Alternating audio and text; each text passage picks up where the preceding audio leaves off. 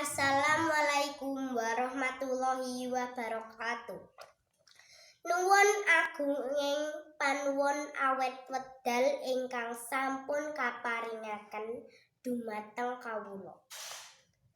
Ing mriki Alifa kelas 3 SD Negeri Kuangin badhe ngaturaken menggah gladi penilaian akhir tahun kagem ujian basa Jawa kelas 3. Gladi utawi ujian akhir tahun ingkang nomor 1 inggih punika tembang poco.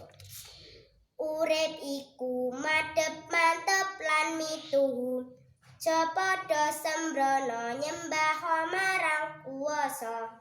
Manungsa mung ngunduhi wohing pakarti. Ingkang nomor 2 inggih punika cangkriman.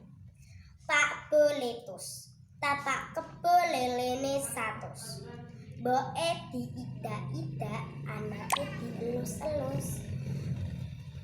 Ondo, duwe rambut ora duwe endas jago.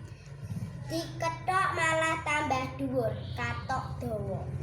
Dicokot bongkate sing kelong pucuk rokok.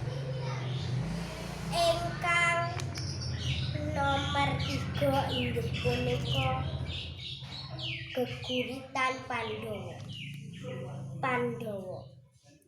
Pandhawa kuwi satriya kang cacahe ana 5.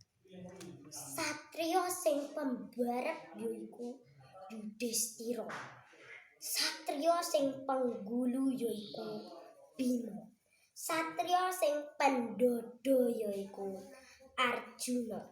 Satriya sing sumendhi lan waruju yaiku Nakula lan Sadewa. Tindak tanduk lan watake bisa kanggo tuladha.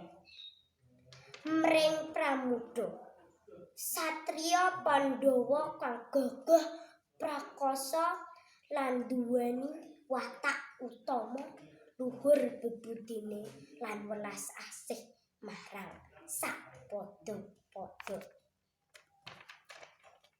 Pandhawa, muga critamu tetep dieling-eling lan ditiru.